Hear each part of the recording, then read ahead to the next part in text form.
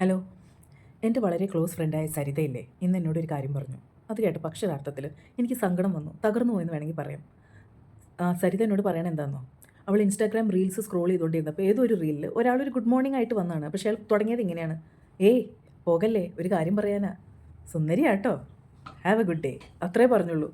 പക്ഷെ അത് കേട്ടതും അവളുടെ ചുണ്ടിൽ ഒരു ചിരി. അവൾ പറയണു, ഒരു 4 വർഷമായിട്ട് ഞാനൊന്ന് ചിരിക്കുന്നത് ഇപ്പോഴാണെന്നാണ്. എനിക്ക് സങ്കടം വന്നു അത് കേട്ടപ്പോൾ. ഏതോ ഒരു സ്ട്രേഞ്ചർ ഒരു റീലിൽ റാൻഡമായിട്ട് ആരോടൊക്കെയോ ജനറലായിട്ട് പറഞ്ഞത് ഷീ ഫെൽറ്റ്, അതായത് ഒരു സ്ട്രേഞ്ചറിൻ്റെ കയ്യിൽ നിന്ന് ഒരു കൈൻഡ്നെസ് കിട്ടിയപ്പോൾ it was too much for her. ഇനി സരിത എന്ന് പറയുന്നത് ഒരു റിച്ച് ഫാമിലിയിലാണ്. പക്ഷേ പേരൻസ് ഒക്കെ ഭയങ്കര സ്ട്രിക്റ്റ് ആയിട്ട് വളർത്തി അവളുടെ ആഗ്രഹങ്ങൾക്കൊന്നും വിട്ടുകൊടുക്കാതെ അവരുടെ ഇഷ്ടത്തിന് ഒരാളെ കൊണ്ട് കല്യാണം കഴിപ്പിച്ചു. അങ്ങനത്തെ സ്ഥിരം കഥ. ഹസ്ബൻഡ് ആണെങ്കിൽ മൈൻഡ് ചെയ്യുന്നില്ല, നോക്കുന്നില്ല, മക്കൾ ഒരു വഴിക്ക്, ഹസ്ബൻഡ് ഒരു പ്രത്യേക സ്വഭാവം. അങ്ങനെ ഇരിക്കുകയാണ് 4 വർഷം മുമ്പ് ഒരാളുമായിട്ട് ഇഷ്ടത്തിലായത്. അയാൾ മാരീഡാണ്. പക്ഷേ ഒരു ഫ്രണ്ട്ഷിപ്പ് കം ഒരു റിലേഷൻഷിപ്പ് എന്നൊക്കെ വേണമെങ്കിൽ പറയാം.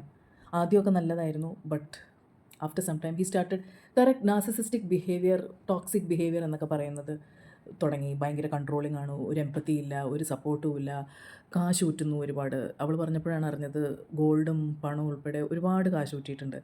ബട്ട് എവറി ടൈം ഒരു ബ്രേക്കപ്പ് എന്ന് പറഞ്ഞ് പോയി കഴിയുമ്പോഴേക്കും അയാൾ ഒരുപാട് സ്നേഹം, ലവ് ബോംബിംഗ് എന്ന് പറയും, സ്നേഹം കൊടുത്ത് തിരിച്ചു വരും. വീണ്ടും അവരൊന്നാവും, വീണ്ടും പ്രശ്നങ്ങൾ. ചുരുക്കി പറഞ്ഞാൽ ഈ 5 വർഷത്തിൽ ഒരു 2 വർഷം അവൾ സന്തോഷിച്ചിട്ടുണ്ടാവാം, ബാക്കി she was suffering like anything. ഞാൻ അവളോട് കുറേ പറഞ്ഞു, എൻ്റെ കഴിഞ്ഞ വീഡിയോയിൽ ഞാൻ പറഞ്ഞു, നമുക്ക് വീട്ടിൽ തലവേദന വരാൻ ഒരാളുണ്ടെങ്കിൽ പുറത്ത് എന്തിനാണ് വേറൊരാൾ അതിന്. ബട്ട് അവൾക്ക് പോകാൻ പറ്റില്ല. അവളെപ്പോൾ പോകാൻ തീരുമാനിച്ചാൽ അയാൾ ഒരുപാട് സ്നേഹം കൊടുത്ത്. അപ്പോൾ അവൾക്കൊരു പേടി, ലോൺലിനെസ്. ഞാൻ ലോൺലി ആയി പോയാലോ, എല്ലാവരുടെയും പേടി അതല്ലേ, ഏകാന്തത പേടിച്ചല്ലേ ഒരു കൂട്ട് തേടി പോകുന്നത്. And that will get you into trouble. So ഇപ്പോൾ അവളൊരു ദൃഢനിശ്ചയം എടുത്തിരിക്കുകയാണ് ഈ റിലേഷൻഷിപ്പിൽ നിന്ന് പുറത്തിറങ്ങണമെന്ന്. ഞാൻ എല്ലാവരോടും ഇത് തന്നെ പറയാൻ ആഗ്രഹിക്കുന്നു. നിങ്ങൾക്ക് അങ്ങനെയൊക്കെ പുറത്ത് ചാടണം എന്നുണ്ടെങ്കിൽ കണ്ണും അടച്ചു പിടിച്ച് തിരിഞ്ഞു നോക്കാത്ത എടുത്തൊരൊറ്റ ചാട്ടം ചാടണം. വീണ് പരുക്കേറ്റാലും ഒരു കുഴപ്പമില്ല. കാരണം പൂമുഖപ്പടിയിൽ ഒരു നിമിഷം ഒന്ന് നിങ്ങൾ അയ്യോ വേണോ, ഒരു ചാൻസും കൂടെ കൊടുക്കണോ എന്ന് ചോദിച്ചാൽ പോകുന്നത് ജീവിതമാണ്. അത് ഓർക്കണം. പൊട്ടിപ്പോയ ഒരു ചില്ല് കണ്ണാടി എത്ര ഒട്ടിച്ചാലും അത് പഴയ പോലെ ആവില്ല, അത് ശരിയാണ്. So if you decide to leave, I would suggest you just run. ഭയങ്കര ബുദ്ധിമുട്ടാവും, ഭയങ്കര വേദന നിങ്ങൾക്കൊണ്ട് താങ്ങാൻ പറ്റില്ല.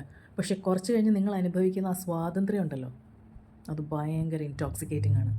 65-70 വയസ്സുള്ള ഫൈനാൻഷ്യലി നല്ല ഇൻഡിപെൻഡൻ്റ് ആയ ലേഡീസ് വരെ ഇപ്പോൾ ഡിവോഴ്സിന് പോകുന്നു. കാരണം അവർ പറയുകയാണ്, ഇനി ഞങ്ങൾക്ക് കുറച്ച് ദിവസമേ അല്ലെങ്കിൽ കുറച്ച് നാളുകളെ ബാക്കിയുള്ളൂ, ആ സമയമെങ്കിലും സന്തോഷത്തോടെയും സമാധാനത്തോടെയും ജീവിക്കണമെന്ന്.